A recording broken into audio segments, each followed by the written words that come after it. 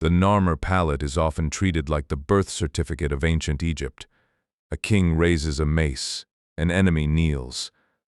Upper and Lower Egypt seem to become one country in a single violent image. But that is not what the evidence actually says. By the time Narmer appears, the Nile Valley already had rulers, long-distance trade, elite tombs, ritual centers, and some of the first writing in the world. Egypt did not wake up one morning and become Egypt. It was built slowly, brutally, and in places we are still digging out of the sand. The real mystery is not who built the pyramids. It is how a scattered river world became the first giant state on Earth. Long before the word pharaoh, people lived along a narrow green corridor between two deserts. The Nile was not simply a river. It was a calendar, a road, a food system, and a barrier against the empty world beyond its banks. Farming communities grew along its edges. Cattle mattered. Grain mattered. Boats mattered. And over centuries, some settlements became richer, more connected, and more unequal than others. Archaeologists call much of this late prehistoric world the Naqada culture, after a major site in Upper Egypt.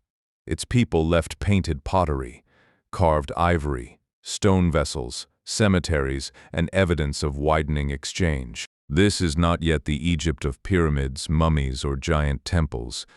But the ingredients of power are beginning to collect in the same places: surplus, trade, ritual, and people who can make others work for them. For a long time, it was tempting to imagine Egypt as a natural nation waiting to be unified. The map makes that story feel obvious. One river, one valley, one strip of fertile land. But geography does not automatically make a state. Early Egypt was a competition among regional centers. In the south, places such as Naqada, Hierakonpolis, and Abydos grew into powerful nodes. In the north, delta communities had their own traditions and their own trade links. The southern Naqada culture spread northward, but historians still debate exactly how and why. Was it conquest, marriage, trade, elite imitation, migration? Probably not one clean answer. What matters is that political power began concentrating before the famous First Dynasty. The state was not born fully formed. It was assembled through rival centers, expanding networks, and a growing ability to control goods and labor. One of the strangest clues lies at Abydos, in a tomb known only as U-j. It is so early that we do not know with certainty who was buried there. Yet the tomb was anything but ordinary. Excavators found hundreds of jars, including imports linked to the southern Levant, and small labels made of bone or ivory. Some labels carry signs that may record places, goods, or administrative information. They are among the earliest known examples of Egyptian writing. That changes the story. Writing did not begin in Egypt as a book of myths or a royal autobiography. It appears tied to managing things, containers, origins, deliveries, and authority. Tomb U-j is older than Narmer's reign. Its owner may have been an early ruler, possibly connected to a proto-state centered at Abydos. The exact identity is debated. The administrative ambition is harder to deny. That is the uncomfortable pattern behind many ancient inventions. Writing often begins with control. A label can tell an official where a jar came from. A seal can close a storehouse. A tally can turn food, wine, cloth, animals, and labor into things a distant ruler can count. In early Egypt, the surviving signs are tiny compared with the later flood of hieroglyphs, but they already point toward a new kind of power. Someone is tracking movement across the landscape. Someone is assigning names. Someone is deciding which goods matter enough to mark. We should be careful here. A label is not a modern tax form, and we cannot read every sign with certainty. Still, the context is clear enough to be provocative. Before Egypt wrote sacred literature on temple walls, it seems to have been writing down the flow of valuable things. Then come the names that complicate the textbook story. Irihor, Ka, Scorpion. These are not later legends invented by pyramid-era priests. They appear on contemporary objects, inscriptions, and royal-style symbols from the generations around the beginning of Dynasty I. Scholars often group such rulers under the modern label Dynasty 0, a useful name but not an ancient dynasty list. Their order, territories, and exact status are still argued over. Yet their existence makes one point unavoidable. Narmer did not step into a political vacuum. Kingship was already being tested, displayed, and expanded. Later Egyptians remembered a founder named Menes. Modern scholars have often tried to identify Menes with Narmer, and sometimes with Narmer's successor, Aha. There is no universal agreement. The famous first king may be a later memory of a process that had more than one ruler. The Narmer Palette is real, spectacular, and dangerous to read too literally. Found at Hierakonpolis. It shows Narmer wearing the white crown associated with Upper Egypt on one side and the red crown associated with Lower Egypt on the other. That is why it became the icon of unification. But royal art is not a photograph. It is propaganda carved in stone. Kings show themselves defeating enemies because that is what kings need the world to believe. The palette may record a conquest, celebrate a completed union, stage a ritual claim, or compress years of conflict into one perfect image. It probably tells us that unification mattered enormously. It does not give us a reliable minute-by-minute account of the event. The honest clickbait is better than the false clickbait. Egypt's most famous founding image may show the victory story, not the whole origin story. The softer version of state formation is that better farming and trade simply made everyone cooperate. The evidence does not support a story that gentle, early royal images repeatedly show captives, smashed enemies and rulers as controllers of disorder. Weapons become more common in some late predynastic contexts. Fortified or enclosed elite spaces appear. The famous palettes of this period are full of scenes that look like domination. That does not mean every image is a literal battle report. It does mean violence was part of the language of power from the beginning. A state is not only a king wearing a crown, it is an institution that can collect, command, punish, and make one version of order feel inevitable. Egypt's early rulers learned to do all four. None of this would have worked without the Nile. The river linked settlements far more efficiently than desert travel ever could. Boats carried grain, stone, people, messages, and prestige goods along the same corridor. Flood cycles created both abundance and risk. A ruler who could organize labor for storage, irrigation, transport, and ritual could turn seasonal uncertainty into lasting authority. That is one reason Egypt could scale. Its territory was long and narrow but connected, yet the Nile did not make Egypt inevitable. It made coordination possible. Human beings made it political. They built courts, cemeteries, storehouses, workshops, shrines, and eventually a symbolic system in which the king was not merely strong. The king was the person who held the two lands together. This is the timeline most people miss. Narmer and the beginning of Dynasty I are usually placed around 3100 BCE. The Great Pyramids at Giza come centuries later in the Old Kingdom. By the time Khufu's pyramid rose above the plateau, Egypt had already spent generations refining royal administration, writing, taxation, craft production, religious institutions, and the ideology of kingship. The pyramids were not the beginning of ancient Egypt. They were the terrifying display of a system that had already learned how to mobilize a country. If you want to understand Egypt's origin, do not start with stone mountains. Start with a small label tied to a jar. Start with a ruler whose name is only a sign. Start with a tomb that proves administration was arriving before history had decided who to call the first king. Archaeology has made Egypt's origin story richer, but not simpler. We still do not know exactly who lay in Tomb U-j. We debate how much of the southern expansion was force, how much was cultural adoption, and whether rulers such as Narmer, Aha, Hor, Ka, or Scorpion should carry the title First King. We also need to resist a fashionable overcorrection. It is not accurate to say Narmer did nothing, or that the palette is meaningless, or that Egypt had no decisive turning point. Narmer belongs near the beginning of the unified state. The debate is about what beginning means. A founding moment can be real without being the whole story. The evidence asks us to trade a clean myth for a messier truth. Egypt formed through a long struggle. It turned a river, a trade network, and rival elites into one political machine. Ancient Egypt did not start with a pyramid. It did not start with a single king raising a mace. And it did not start when later tradition finally gave the process a founder's name. It began when communities along the Nile became connected enough to compete at scale, when elite graves became centers of wealth, when boats carried goods across regions, when rulers began marking ownership, displaying violence, and turning administration into authority.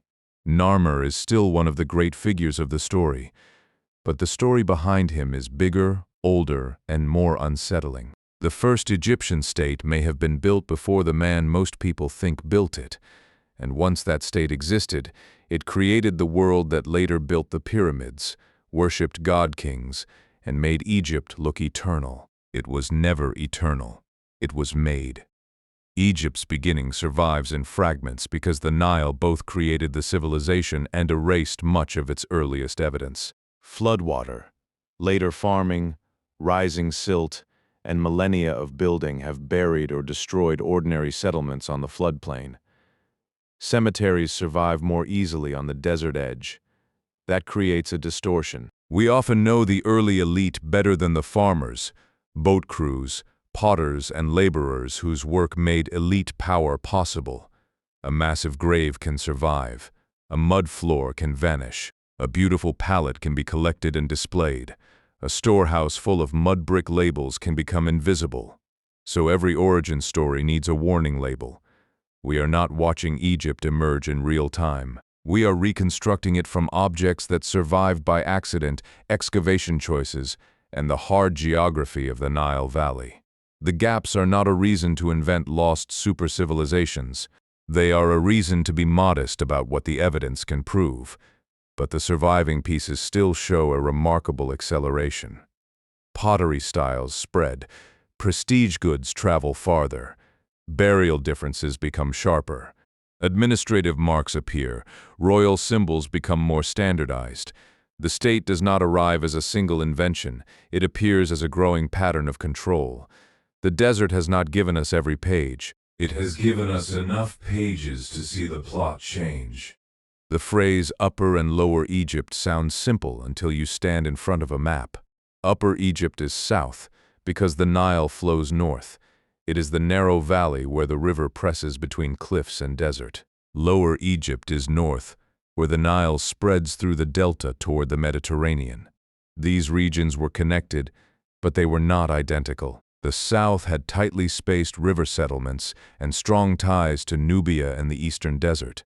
The delta had marshes, multiple channels, Mediterranean connections, and routes toward the Levant.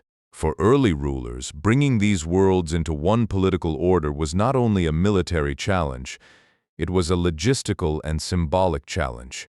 How do you claim authority over a long corridor and a shifting wetland at the same time? How do you persuade local elites to serve a center that may be far away? How do you turn regional identities into two halves of a kingdom? Later Egyptian kings wore different crowns, used paired titles, and called themselves rulers of the two lands. That language is not just decoration, it remembers a real problem at the origin of the state. Egypt had to become one without ceasing to be two. The Narmer Palette dramatizes that solution. Archaeology suggests the solution was built through generations of negotiation, expansion, coercion, and imitation before it was carved into an icon. Naqada is not one palace or one king. It is the name archaeologists use for a long cultural sequence visible in Upper Egypt before the dynasties. Over time, pottery, grave goods, artistic motifs, and burial practices become more elaborate and more widely shared. Some graves contain luxury materials while others remain modest. That contrast matters. Inequality is not automatically a state, but it can be one of the conditions from which states grow. People with access to rare stone, imported goods, skilled craft workers, and ritual spaces can turn prestige into influence. Influence can turn into followers. Followers can turn into institutions. The Naqada world was also outward-looking. Imported materials and foreign-style containers show connections beyond the Nile Valley. Trade did not simply deliver exotic objects. It created opportunities for some leaders to control choke points, display distant wealth, and make themselves necessary. A ruler who controls an exchange route does not need to own every field. They only need to make others pass through their system. This is why the origins of Egypt cannot be explained by the Nile alone. The river gave a backbone, trade gave leverage, local competition gave the pressure, and elite institutions gave the process a memory that could survive one ruler after another. Hierakonpolis, ancient Nekhen, is one of the places where early Egyptian power becomes visible before the later Egyptian state has settled into its familiar form. It had a large settlement, specialized production, elite areas, and a ritual landscape. The site is famous because the Narmer Palette and other royal objects were found there, but its importance is older than that find. It shows that regional centers were already capable of organizing people and resources on a scale beyond a village. Workshops produced prestige goods. Cemeteries revealed differences in wealth and status. Religious spaces offered a setting in which authority could be performed before an audience. That last part is easy to underestimate. States are not built only through storage and force. They are built through spectacle. A leader must look like the kind of person who can command a floodplain, defeat enemies, feed followers, and speak for the gods. At Hierakonpolis, animals, boats, standards, ritual equipment, and royal imagery begin to form the visual language of that claim. We should not say this site alone created Egypt. It did not. But it is a crucial warning against the story that civilization started at Memphis or Giza. The political theater was already being rehearsed in the south. Abydos became something more than a town. It became an ancestral landscape.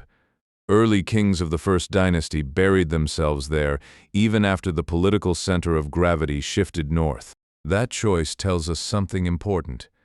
New regimes often need old places. A ruler can establish a court in a strategic location, but legitimacy may come from a cemetery, a shrine, a remembered homeland, or a line of predecessors. At Abydos, royal tombs, subsidiary burials, boat graves, labels, seals, and ritual activity reveal a society putting enormous labor into the death and memory of its elite.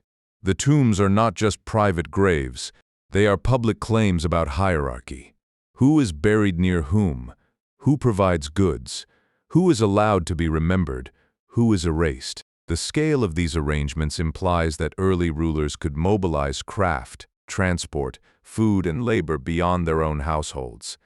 That is a state-like capacity even when the machinery is still small by later standards. Yet the tombs also show how fragile early kingship may have been. The need to bury a ruler with such display is not only confidence, it can be anxiety. Every new political order has to persuade people that the ruler's authority survives death. Abydos was where early Egypt learned to make power look ancient. It is tempting to imagine bureaucracy as scrolls, desks, and buildings full of scribes. In early Egypt, the more important technology may have been the boat. A vessel could move stone, grain, wine, workers, ritual processions, and messages. It could do it far faster than a caravan could cross the desert.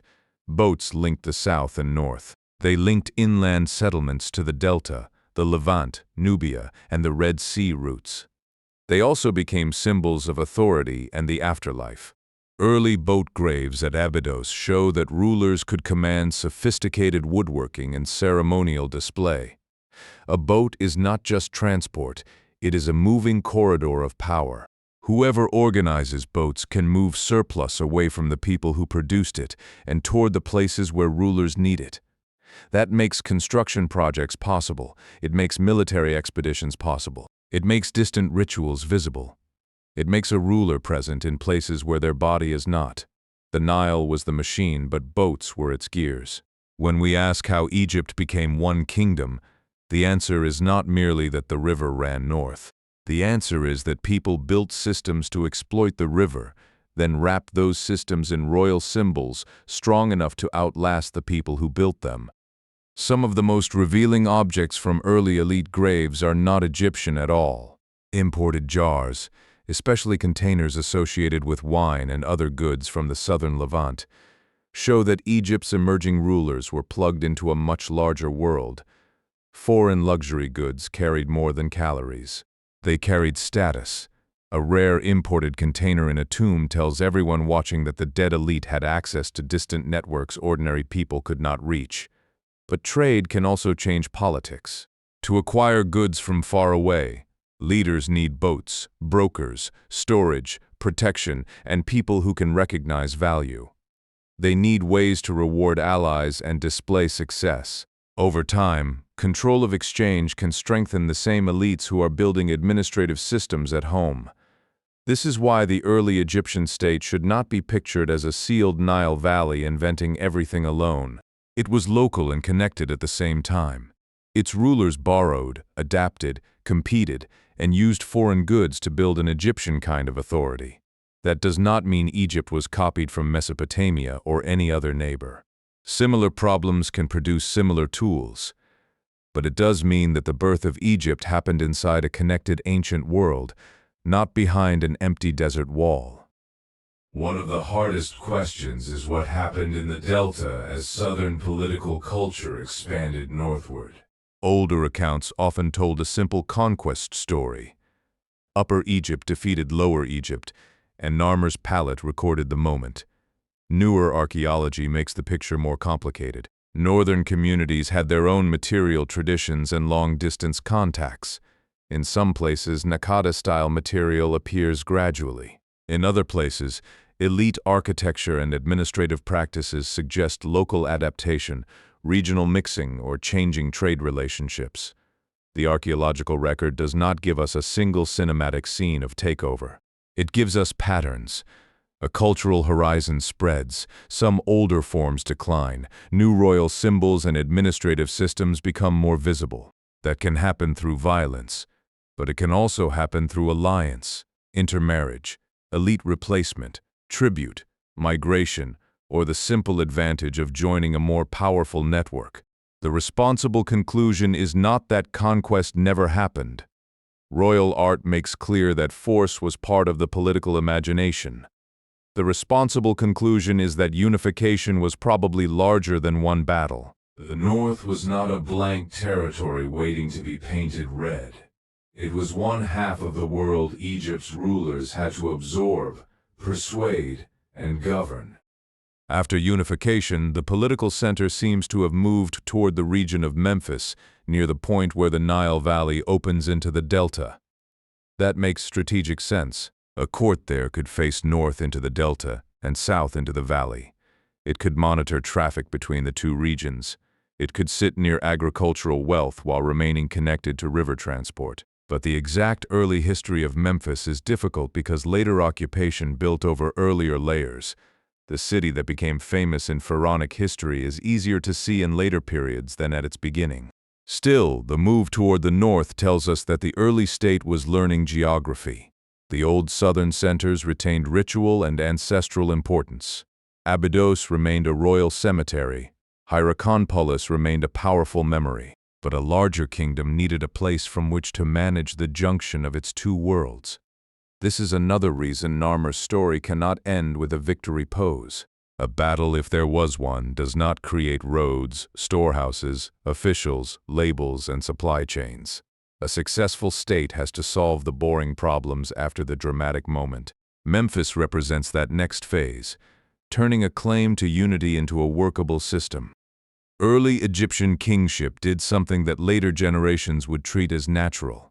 It fused political power with a cosmic role. The ruler was not simply the strongest war leader.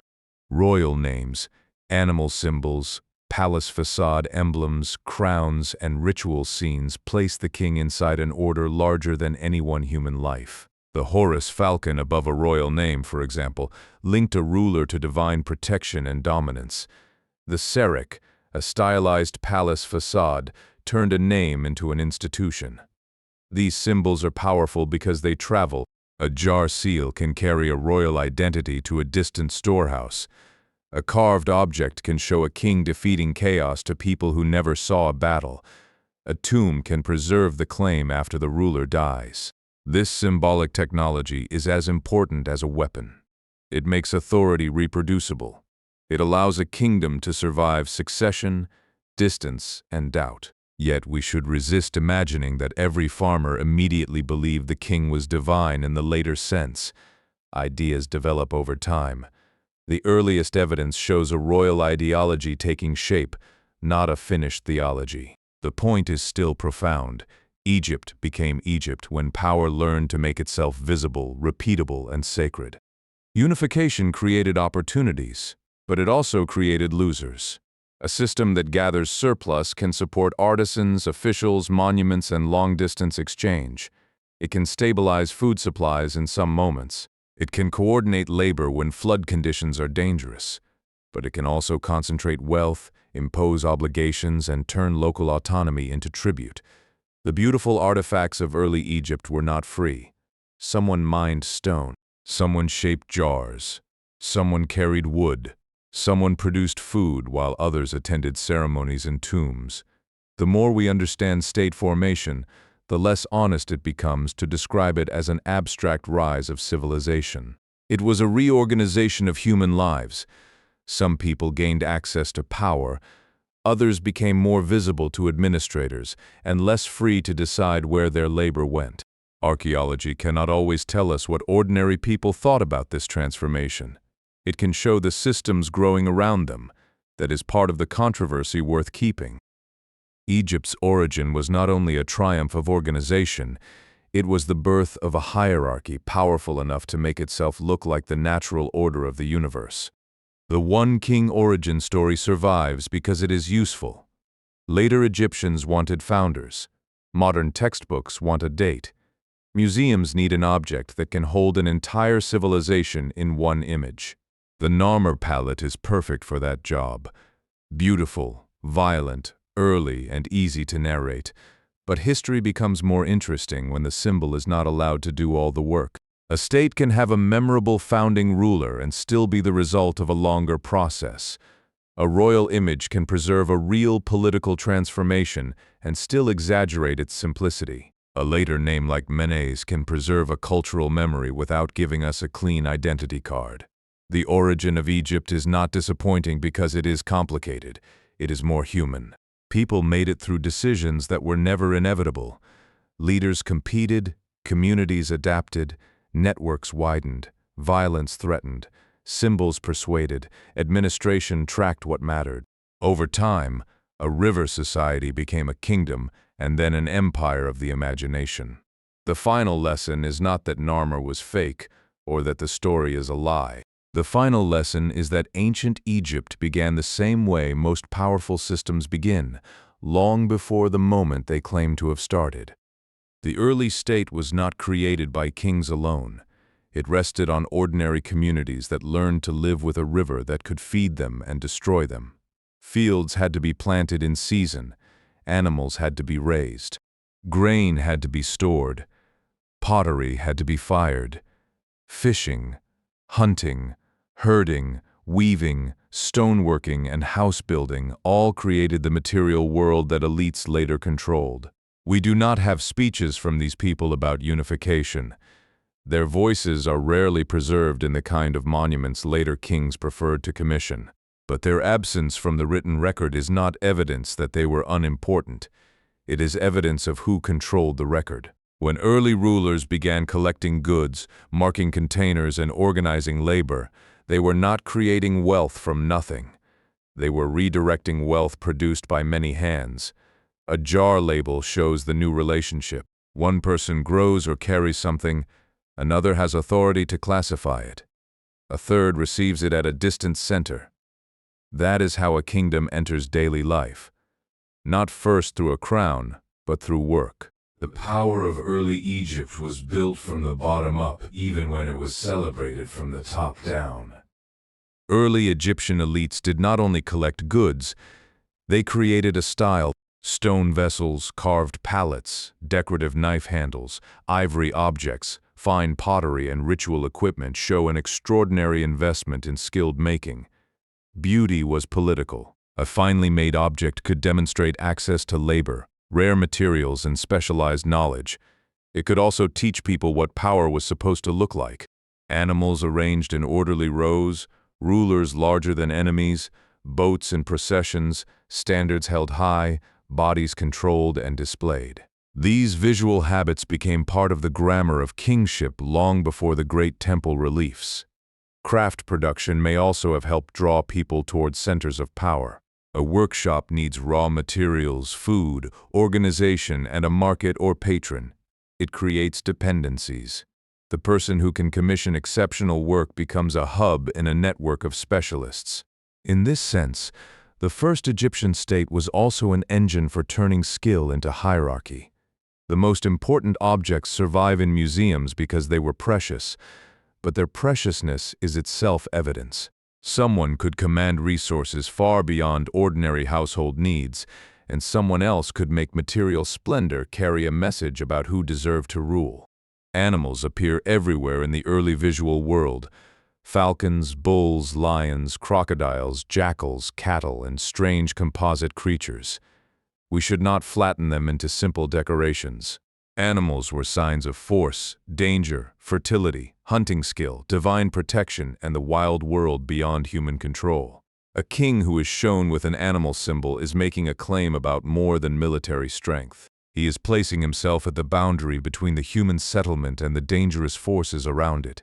Standards, the emblems carried on poles in processions, may represent communities, cults, or political groups. Their appearance in royal scenes suggests that authority was assembled from recognizable local identities rather than imposed on an anonymous mass. This helps explain why Egyptian royal art became so durable. It did not invent symbols from nothing. It organized familiar symbols into a hierarchy. The king stands above standards, enemies, animals, and landscape. The state takes the many signs people already know and makes them point in one direction. That is what ideology does at its most effective. It does not need every person to understand every symbol. It only needs them to recognize that the symbols now belong to a system larger than themselves. The early date of Egyptian writing has encouraged one of the oldest arguments in archaeology. Did writing emerge independently in Egypt, or was it influenced by Mesopotamia? The honest answer is more careful than either slogan. Egypt and Mesopotamia were connected through long-distance networks, and some early Egyptian imagery and objects have invited comparisons with Near Eastern material. Contact was real. Ideas can travel. But Egyptian writing developed its own signs, visual logic, language, and administrative setting. It rapidly became inseparable from Egyptian kingship and ritual. A borrowed idea is not the same thing as a copied civilization, and an independent development does not require total isolation. Ancient societies were capable of learning from neighbors while producing systems that were unmistakably their own. What matters for Egypt's origin is the timing. Writing appears as political institutions are becoming more complex. It helps make goods, places, people, and royal authority legible. That shared pattern is more important than a contest over who was first. Writing is not magic. It is a tool that becomes transformative when a society has enough movement, inequality, and administration to need it. Early Egypt had reached that threshold. The labels at Abydos are not merely the first marks of a script. They are evidence that power was learning to remember. A state needs more than a place and a ruler. It needs time. The Nile's annual flood made timing visible in a way few landscapes could. Seasons shaped planting, harvest, movement, storage, and ritual. Over generations, Egyptian officials developed ways of naming years and recording royal events. The earliest evidence is fragmentary, but labels and later traditions suggest that administration was beginning to turn repeated events into an official calendar. That may sound dry, yet it is one of the deepest changes in human life. If a ruler can say this delivery belongs to the year of a particular event, or this storehouse was sealed under a particular name, then time itself begins to carry political authority. The king does not merely rule space. The king becomes the reference point for memory. Later Egyptian history will be full of regnal years, monuments dated by kings and festivals that renew the order of the world. The roots of that system are already visible in the early state. The flood returns whether kings exist or not. But early Egypt learned to place royal power inside the rhythm of return. That is how a seasonal river becomes a historical civilization. By the first dynasty, the experiment had become harder to reverse. Royal names appear across a wider geography. Tombs and subsidiary graves demonstrate intense concentration of labor and ritual. Seals, labels, pottery inscriptions, and administrative practices become more common. Courts can move resources. A royal identity can be stamped onto containers far from the ruler's body. This is not yet the later bureaucracy of the New Kingdom, and it should not be described as if it were. The administration was smaller, more personal, and still developing, but it was enough to make rulership durable. Successors did not have to invent the entire system again. They inherited places, symbols, rotes, and records. That is the turning point that matters more than any one name. Egypt had created institutions that could survive a dead king. Once that happened, power could compound. Each reign could add tombs, rituals, officials, and expectations. The first dynasty was not the beginning of everything, but it was the proof that the new political machine could reproduce itself. The state had stopped being a fragile local experiment. It had become a tradition. For all the objects, dates, and names, the origin of Egypt still has shadows. We cannot reconstruct every alliance. We cannot identify every early ruler. We cannot measure how ordinary communities responded when local power became royal power. We do not know whether particular scenes record particular campaigns. We cannot look into Tomb U-j and confidently name its owner. We should not turn uncertainty into a conspiracy, but uncertainty is real. It is part of the subject. The people who built the first Egyptian state did not know they were creating a civilization that would fascinate the world 5,000 years later. They were solving immediate problems. Who controls the grain? Who controls the root? Who commands labor? Who speaks for the gods? Who gets buried with a boat? Who can force a rival to submit? The grand story emerged from those choices. That is why origins are never clean. They become clean only after later generations edit them. Egypt's later kings inherited a world that already looked ancient and inevitable. Archaeology lets us look behind that certainty. It reveals a society in motion, improvising its way toward one of history's most enduring systems. The Nile did not isolate Egypt from the world beyond it. To the east lay desert routes leading toward the Red Sea, mineral zones, and contacts with Sinai and the Levant. These routes were difficult, but difficulty can make a route valuable. A group that can organize water, animals, guides, guards, and transport across hostile terrain gains access to stone, metal, shells, incense, and information. Early rulers did not need to administer every desert mile.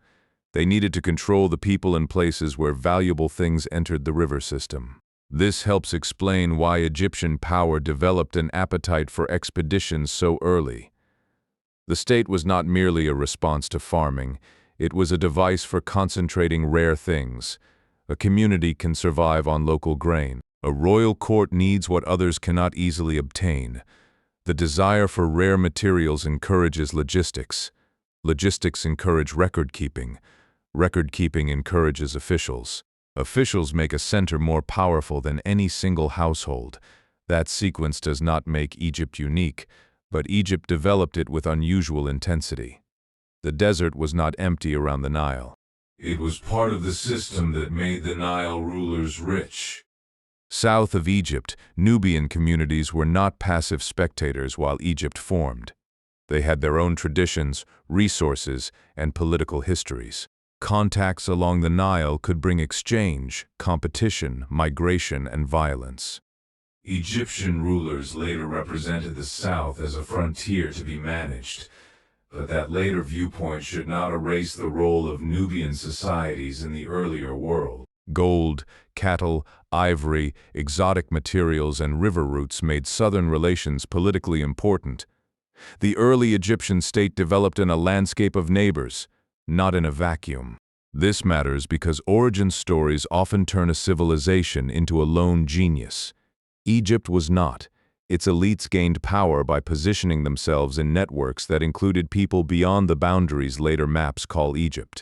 Some connections were cooperative, others were coercive. Archaeology can identify objects and routes more easily than motives, so we should not invent a single simple relationship. Still, the broader point is secure. The first Egyptian kingdom was shaped by its southern horizon as much as by its northern delta. The Nile connected worlds before kings claimed to control them. One way to understand the origins of Egypt is to ask when power stopped being personal. A powerful household can control land, clients, and prestige objects. But a state begins to emerge when authority survives the particular person who first gathered it. A seal bearing a royal name can be used by an official who never met the king. A standardized jar label can move through a chain of hands. A palace facade on a container can tell a distant worker where a good belongs. A cemetery can make a successor look legitimate because he stands beside predecessors. These are institutional technologies. They allow power to act at a distance. They also make it easier to hide the labor behind power. Instead of a person taking your grain, an office receives it. Instead of a chief asking for service, a ritual calendar demands it. Early Egypt did not leap from village life to a modern bureaucracy, but it did begin this shift. The ruler's identity became embedded in things, places, and repeated practices. That is why the early state was able to outlive the uncertain individuals who founded it. The institution became more durable than the household. The earliest writing is frustrating because it is incomplete. Labels are broken, contexts are disturbed, signs can be read in more than one way. Scholars disagree about whether a particular mark is a place name, a title, a commodity, or something we have not understood. That uncertainty can feel unsatisfying, especially beside the confidence of a dramatic royal image. But broken labels teach a better historical habit. Small evidence should lead to narrow claims. If a sign is ambiguous, say it is ambiguous. If a tomb owner is unknown, do not give them a convenient name. If a palette may be symbolic, do not treat it as a battlefield photograph. Carefulness is not the enemy of a compelling story. It makes the compelling part real. The fascinating fact is not that every early Egyptian mystery has been solved. It is that a civilization so famous for its later monuments begins with clues this small. A clay seal, an ivory tag, a painted pot, a boat burial, a name inside a palace-shaped frame. Egypt became enormous. Its first evidence is almost intimate. That contrast is the reason the origin story works on screen. The biggest historical machines often begin with the smallest surviving receipts. The pyramids are so visually overwhelming that they distort how we imagine all Egyptian history. They make Egypt seem to have arrived already complete. Pharaohs, labor armies, engineers, priests, and an absolute state capable of moving mountains. But Giza belongs to a later chapter. The people who built the pyramids inherited centuries of experimentation. Before the stone mountain, there were mud brick enclosures. Before the grand inscription, there were short labels. Before the massive royal cult, there were cemeteries where rulers learned to make death political. Before the centralized bureaucracy, there were smaller networks of seals, goods, and loyal households. This is not a downgrade of the pyramids.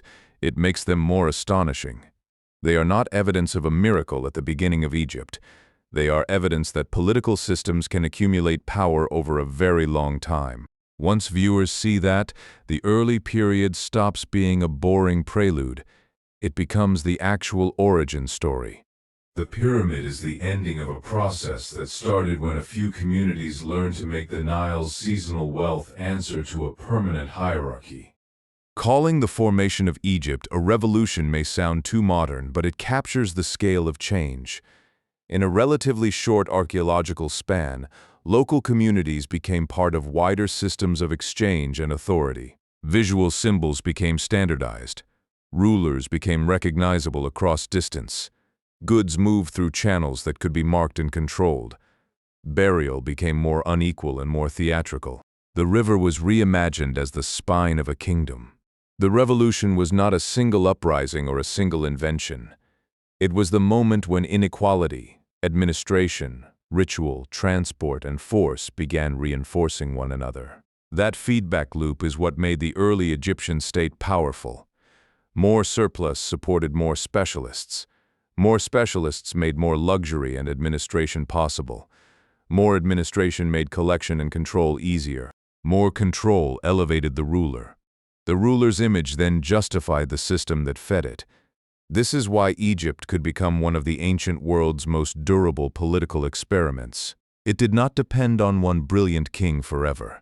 It created a loop that made kingship reproduce itself. So how did ancient Egypt start? Not with aliens, a vanished super-civilization, or a single perfect conqueror. It started with people making choices along a river. Farmers adapted to the flood. Craftspeople made value visible. Traders connected the valley to distant lands. Regional elites competed for followers and goods. Early rulers turned names, animals, crowns, seals, and ceremonies into a language of command. Violence helped, but it was not the whole mechanism. Trade helped, but it was not the whole mechanism. Egypt emerged when all of these became one system. Narmer stands at the threshold because he is one of the clearest faces that system left behind. But behind that face are generations of people whose names we do not know. They built the boats, carried the jars, buried the rulers, made the labels, and accepted or resisted the new order. Return to the palette now. The raised mace does not become less dramatic. It becomes more dramatic because it is no longer a magic beginning.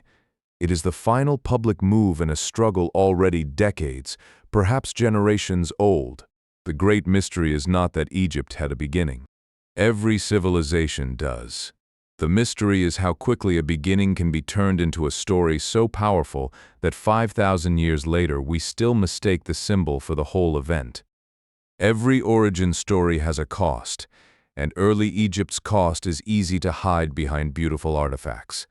A polished palette, an imported wine jar, or an ivory label survives because someone had the time and skill to make it. That time came from labor. Someone grew the grain that fed the craft workers. Someone cut the reeds, hauled the stone, fired the pottery, guarded the routes, and carried the cargo. Someone else decided where those efforts went. The earliest state did not need a vast palace full of clerks to change ordinary life. It only needed recurring demands, a share of grain, labor for a tomb, a boat for a journey, animals for a ceremony, goods for an elite burial. Once those demands could be recorded and repeated, inequality stopped being only personal wealth. It became organized. That does not mean every early Egyptian experienced the new order in the same way. Some people gained status by serving it. Some craft specialists gained reliable patrons. Some communities may have welcomed access to broader trade and protection. Others lost autonomy. Archaeology is better at revealing goods than feelings, so we should not pretend to hear every reaction. But the pattern is clear enough. The rise of the Egyptian state created a hierarchy that could draw resources toward a center. The spectacular tombs and royal objects are not side effects of that system. They are evidence of it. When a later king claims to feed, protect, and order the two lands, that promise rests on an older bargain. The center offers security and prestige, while the countryside supplies the material that makes the center real. Royal images from the beginning of dynastic Egypt are violent. Kings smite enemies. Bound captives appear. Animals and weapons stand for domination. It would be a mistake to explain all of unification as peaceful trade. Force was part of the political language, but it would be equally misleading to imagine one decisive battle that instantly transformed every village into Egypt. Real political violence is often slower. A rival may lose access to a route, a local elite may be replaced, a community may have to provide goods, host a garrison, or accept new symbols on its containers. A ruler can intimidate a region without fighting in every field. That is why the Narmer Palette is so effective. It compresses domination into a single gesture: one king, one captive, one raised mace. Archaeology gives us the longer, messier version. It shows expanding administrative habits, changing elite material culture, and royal identities appearing over distance. The image should not be dismissed as fiction. It should be read as propaganda with a purpose. It tells viewers what a successful ruler was expected to do to disorder. He defeats it, names it, displays it, and makes his victory visible. The fact that such imagery mattered tells us that power was still contested. Stable states do not need to advertise strength quite so loudly unless strength has to be renewed. Early Egypt was not born in a calm administrative meeting. It was built in a world where coercion and persuasion worked together. The hardest test for any new political order is not its first victory, it is the next succession. A strong leader can gather followers through charisma, family ties, force, and luck. A state begins to look real when another person can take that leader's place without starting from zero. Early Egyptian symbols helped solve that problem. The palace facade of the Serek made a name look like an office. The Horus falcon connected a ruler to an authority larger than his own body. Tombs at Abydos placed new rulers beside remembered predecessors. Seals and labels could carry a royal identity beyond the court. In other words, the system learned to separate kingship from a single king. That did not make succession painless. Later Egyptian history is full of rivalries, breaks, and restorations, but it made continuity imaginable. A successor could claim not merely that he was strong, but that he belonged to the same order already stamped onto jars, cemeteries, rituals, and supply routes. This is where Egypt becomes more than an episode in one region of the Nile. It becomes a machine for making legitimacy repeat. The first dynasty matters because that machine survived. The ruler died. The symbols remained. The court moved. The labels still worked. A tomb closed. A successor could reopen its memory. That is the real shock behind the origin of Egypt. Not that one man wore a crown, but that a society made the crown outlive the man. Long before Egypt had a map in the modern sense, early rulers were learning to map power through movement. A river landing, a desert road, a cattle crossing, a cemetery, a craft workshop, and a storehouse could all become strategic points. None of those places needed a stone palace to matter. What mattered was whether people, goods, and information had to pass through them. A village that controlled a landing could collect goods from boats.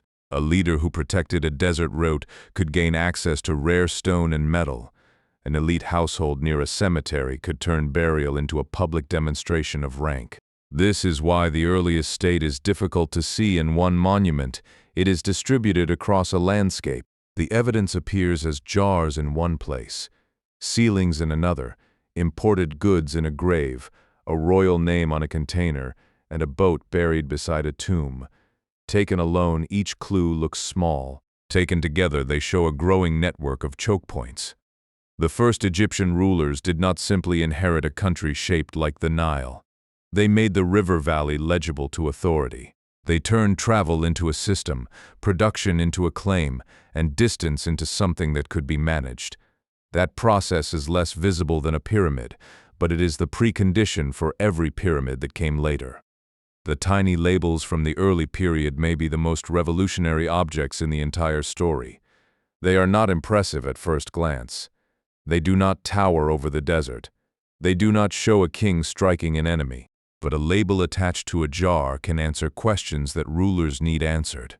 Where did this come from? Who is responsible? What was moved? And under whose authority?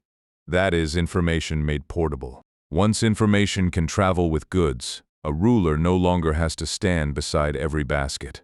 An official can recognize a mark. A storehouse can accept a delivery.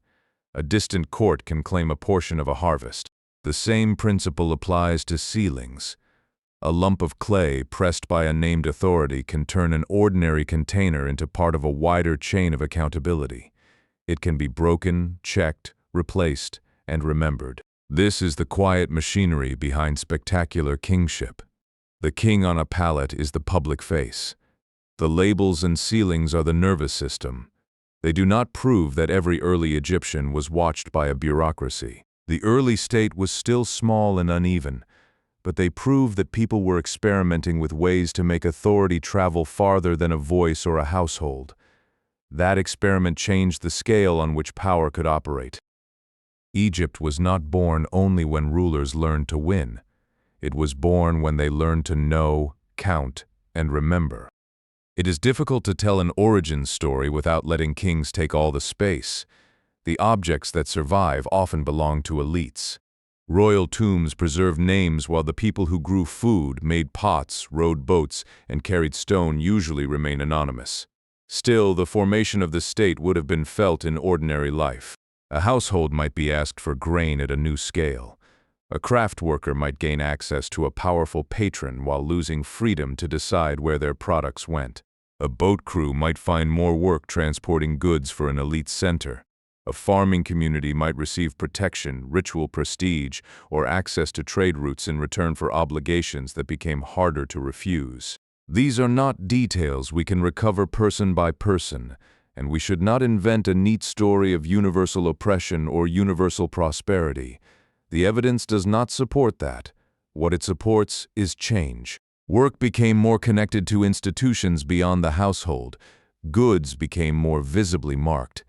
Burials became more unequal. Ritual and royal display became part of the way communities understood status. The first Egyptian state was therefore not only an achievement of rulers, it was a reorganization of thousands of practical decisions made by people whose names were not preserved. Their labor gave Narmer's icon its weight. Without them, a king is only a man holding a mace. With them, he becomes the symbol of a new order. So how did ancient Egypt start? Not with aliens, a vanished super-civilization, or a single perfect conqueror. It started with people making choices along a river. Farmers adapted to the flood. Craftspeople made value visible. Traders connected the valley to distant lands. Regional elites competed for followers and goods. Early rulers turned names, animals, crowns, seals, and ceremonies into a language of command. Violence helped, but it was not the whole mechanism. Trade helped, but it was not the whole mechanism. Egypt emerged when all of these became one system. Narmer stands at the threshold because he is one of the clearest faces that system left behind. But behind that face are generations of people whose names we do not know. They built the boats, carried the jars, buried the rulers, made the labels, and accepted or resisted the new order. Return to the palette now. The raised mace does not become less dramatic. It becomes more dramatic, because it is no longer a magic beginning. It is the final public move in a struggle already decades, perhaps generations old. The great mystery is not that Egypt had a beginning. Every civilization does.